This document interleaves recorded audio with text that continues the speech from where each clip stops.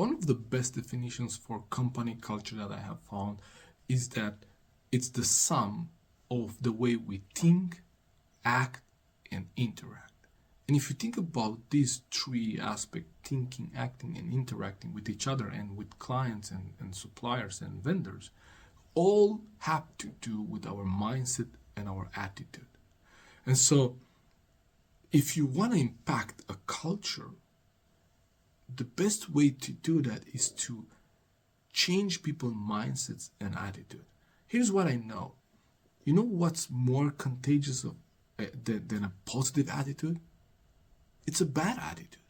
So people tend to take the habits, the mindsets, the attitudes of the people that spend most time with. So you might have a new team member coming in your team, and they're kind of watching and observing what the more experienced people do, and they will just take that attitude. I see this all the time. Someone comes new into the organization, and when we introduce them to kind of the organization and the other departments, say, well, these are the people on the other side. They are the purchasing team, or they are the HR team. We don't talk to them, or they are not our friends.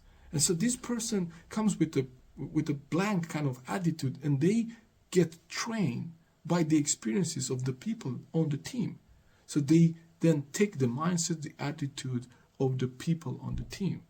So you as a leader, you are in charge of that. At the end of the day, if your team has a bad attitude, it will impact your bottom line and it will impact your results as a leader. So you have to take that responsibility at the end of the day.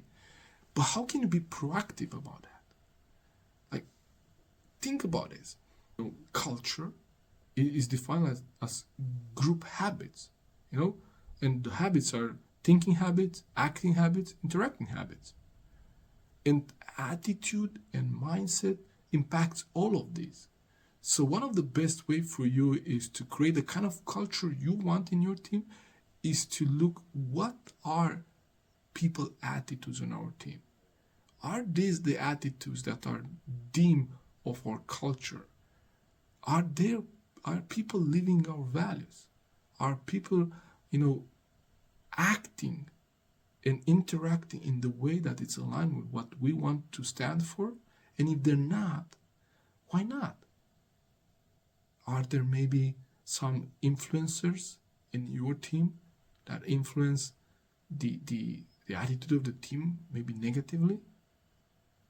Those would be some things that you have to deal with and address those. But if you want to create a kind of culture in your team, attitude, it's one of the main drivers. It's one of the things that will impact the way you think, the way you act, and the way you interact. So if you don't have the kind of culture you want, because you always have a culture, might not be the one you want, but you have a culture, there is a group habit of thinking, acting, and interacting. So when you think about culture, it's not like we have to build the culture. Well, you already have one. Might not be the one you want. So now, how do you shift and how you change the culture you have to match the values and what you stand for? Attitude, mindset, start there.